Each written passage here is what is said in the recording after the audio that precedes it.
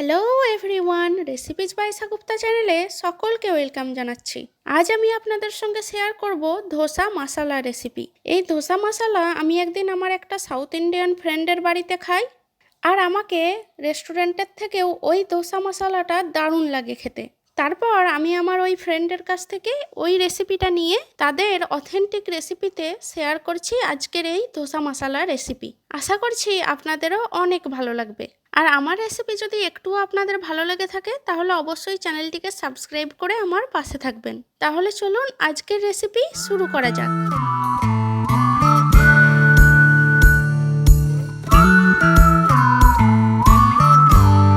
প্রথমেই আমি এখানে 3টে আলু ছিলে কেটে ভালো করে ধুয়ে নিয়েছি। এখানে এই যে দেখুন, আলুগুলোকে 2 টুকরো করে দিয়েছি যাতে আলুগুলো খুব তাড়াতাড়ি সেদ্ধ হয়ে যায়।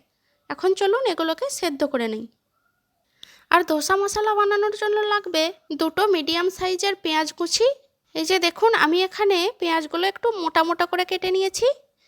এই ধোসা মশলায় পেঁয়াজটা কিন্তু একটু এভাবে মোটা মোটা করেই কাটা থাকে। আর লাগবে সামান্য কিছু ধনেপাতা কুচি।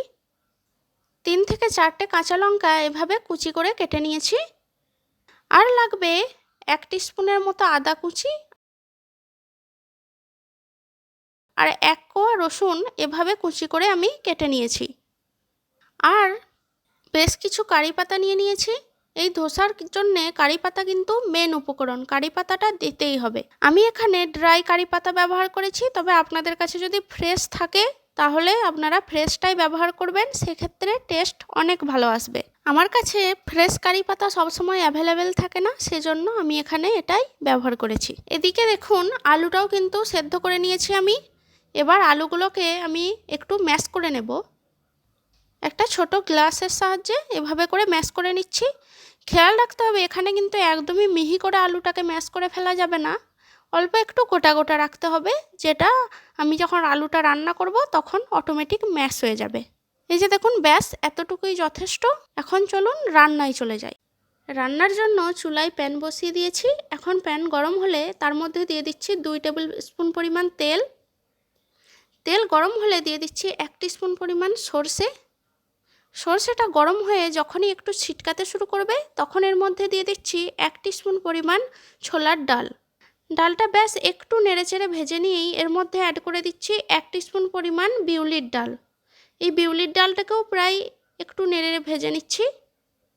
এখন এর মধ্যে অ্যাড করে দিচ্ছি সেই কারি পাতাগুলো। কারি পাতা দিয়ে অল্প একটু নেড়েচেড়ে কেটে রাখা পেঁয়াজ কুচিটা অ্যাড করে দিলাম। পেঁয়াজ কুচিটা দিয়ে কিন্তু বেশিক্ষণ ভাজা যাবে না বা পেঁয়াজটাকে নরম করে ফেলাও যাবে না, জাস্ট একটু সব কিছুর সঙ্গে মিশিয়ে নিতে হবে পেঁয়াজটা। এরপরেই আমি এর মধ্যে অ্যাড করে দিচ্ছি সেই কুচিয়ে রাখা আদা কুচি আর রসুন কুচিটা। এবার এগুলো দিয়ে আবারও একটু মিশিয়ে নিচ্ছি। এখন কাঁচা লঙ্কা কুচিটা অ্যাড করে দিলাম। এখন আবারও একটু 1 মিনিটের মতো মিশিয়ে নিচ্ছি। এই কাজটা কিন্তু একদম হাই হিটে করতে হবে, না হলে কিন্তু সব কিছু জিনিস খুব তাড়াতাড়ি নরম হয়ে যাবে আর ধোসার মশলার স্বাদটা এক্স্যাক্ট আসবে না। এখন এর মধ্যে অ্যাড করে দিলাম 1 টিস্পুন পরিমাণ লবণ বা স্বাদ মতো লবণ, দিয়ে দিচ্ছি 1 টিস্পুন পরিমাণ হলুদ। এবারে সব কিছু খুব ভালোভাবে একটু মিশিয়ে নিচ্ছি।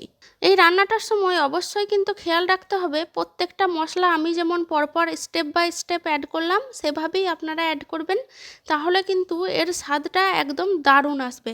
2 মিনিটের মতো একটু মিশিয়ে নিয়ে তারপর অ্যাড করে দিচ্ছি সেই সেদ্ধ করে রাখা আলুটা। আলু দিয়ে মশলার সঙ্গে খুব ভালোভাবে মেশাতে হবে। এখন এই সময় এর মধ্যে অ্যাড করে দিচ্ছি অল্প একটু পানি দিয়ে আবারও মিশিয়ে নিচ্ছি। এখন আমার এটা একটু বেশ শুকনো মনে হচ্ছে, সেজন্য আমি এতে আরও সামান্য একটু পানি অ্যাড করে দিলাম। এখন এটাকে মিশিয়ে খুব ভালোভাবে যতক্ষণ না মশলাটা শুকিয়ে আসে একটু রান্না করে নেব। এই যে দেখুন, এখন মেশাতে মেশাতে পুরো শুকনো শুকনো হয়ে গেছে আলুটা। ধোসার মধ্যে মশলাটা কিন্তু এরকমই একটু ড্রাই ড্রাই থাকে, তো এটা এখন একদম পারফেক্ট আছে। এখন এটাকে নেড়েচেড়ে বেশ কিছুক্ষণ ধরে মেশাতে থাকবো। আর এই ধোসা মশলাটা কিন্তু শুধু যে ধোসার সঙ্গেই খেতে পারবেন তা না, এটা লুচি বা পরোটার সঙ্গেও দারুণ লাগে খেতে। আপনারা অবশ্যই এটা ট্রাই করতে পারেন। আর আপনাদের যদি দোকানের মতো একদম ক্রিস্পি ধোসার রেসিপির প্রয়োজন থাকে তাহলে অবশ্যই আমাকে কমেন্ট বক্সে কমেন্ট করে জানাবেন। আমি খুব শীঘ্রই আপনাদের সঙ্গে ধোসার রেসিপিও শেয়ার করব। এখন সবশেষে একটু ধনেপাতা কুচি ওপর থেকে ছড়িয়ে মিশিয়ে নিলেই তৈরি হয়ে যাবে দারুণ মজার ধোসা মশলা। মানে আমি তো বলবো রেস্টুরেন্টের থেকেও ভালো আসবে এই মশলার স্বাদটা। এখন চলুন আমরা পরিবেশন করে দেখাই। রেসিপিটি কেমন লাগলো তা নিচে কমেন্ট করে জানান। ভালো লাগলে একটা লাইক দিন আর আপনাদের ফ্রেন্ড আর ফ্যামিলির সাথে শেয়ার করতে ভুলবেন না। আর আমার চ্যানেলে নতুন হয়ে থাকলে অবশ্যই চ্যানেলটিকে সাবস্ক্রাইব করে পাশে থাকা বেল বাটনে প্রেস করে রাখুন, যাতে আমার সমস্ত নতুন ভিডিওর আপডেট সবার আগে আপনাদের কাছে পৌঁছে যায়। আর যারা অলরেডি আমার চ্যানেলটিকে সাবস্ক্রাইব করেছেন তাদেরকে অসংখ্য ধন্যবাদ, আর আমাকে এতটা সাপোর্ট করার জন্য অনেক অনেক ভালোবাসা। আশা করব আপনারা সবসময় এভাবে আমার পাশে থাকবেন আর আমাকে সাপোর্ট করবেন। তাহলে আজকে এখানেই বিদায় নিচ্ছি, আবারও দেখা হবে নতুন কোনো রেসিপির সাথে। সেই পর্যন্ত সবাই ভালো থাকবেন, বাই।